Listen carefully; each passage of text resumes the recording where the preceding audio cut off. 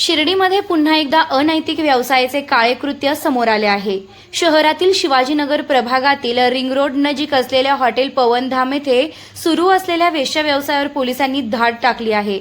उपविभागीय पोलीस अधिकारी अमोल भारती यांच्या पथकाने केलेल्या या कारवाईत 4 पीडित मुलींची सुटका करण्यात आली असून यामध्ये अल्पवयीन मुलींचाही समावेश असल्याचं उघड झालं आहे।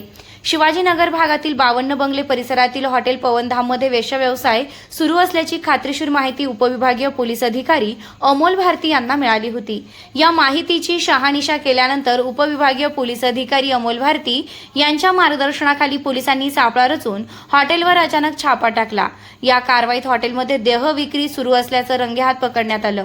4 पीडित मुलींची सुटका करण्यात आली असून वेश्या व्यवसाय चालवणारा हॉटेल पवनधामचा मालक व एक महिला यांच्यावर शिर्डी पोलिसांनी गुन्हा रजिस्टर नंबर 108/2026 अनैतिक व्यापारास प्रतिबंध 1956 चे कलम 3, 4, 5, 7, 8 सह बालकाचे लैंगिक अपराधांपासून संरक्षण अधिनियम 2012 चे कलम 12, 17 प्रमाणे गुन्हा दाखल करण्यात आला आहे।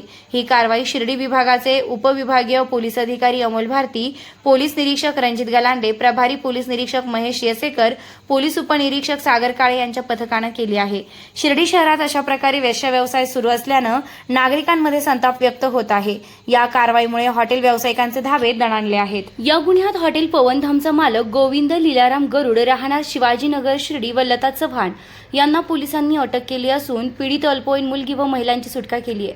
शिर्डी पोलिसांनी या आरोपींना न्यायालयासमोर हजर केलं असता त्यांना 2 दिवसाची पोलीस कोठडी सुनावण्यात आली आहे। या घटनेनं शिर्डी शहरात खळबळ उडाली असून दोन्ही आरोपींनी केलेले गुन्हे गंभीर स्वरूपाचे असून या प्रकरणी त्यांना पुढील तपासात आणि संबंधित गुन्ह्यात न्यायालय काय शिक्षा सुनावते याकडे सर्वांचं लक्ष लागलं आहे।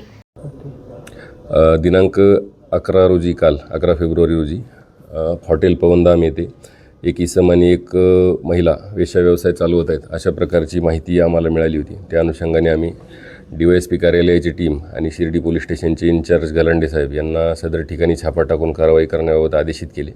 त्या अनुषंगाने त्या ठिकाणी छापा टाकला असता एक आरोपी महिला आणि एक पुरुष आरोपी असे 2 जण मिळून आले, त्यांना अटक करण्यात आली आणि त्या ठिकाणी वेश्या व्यवसाय चालवण्यासाठी एक पीडित महिला आणि एक पीडित मुलगी अल्पवयीन मुलगी यांची सुटका करण्यात आलेली आहे।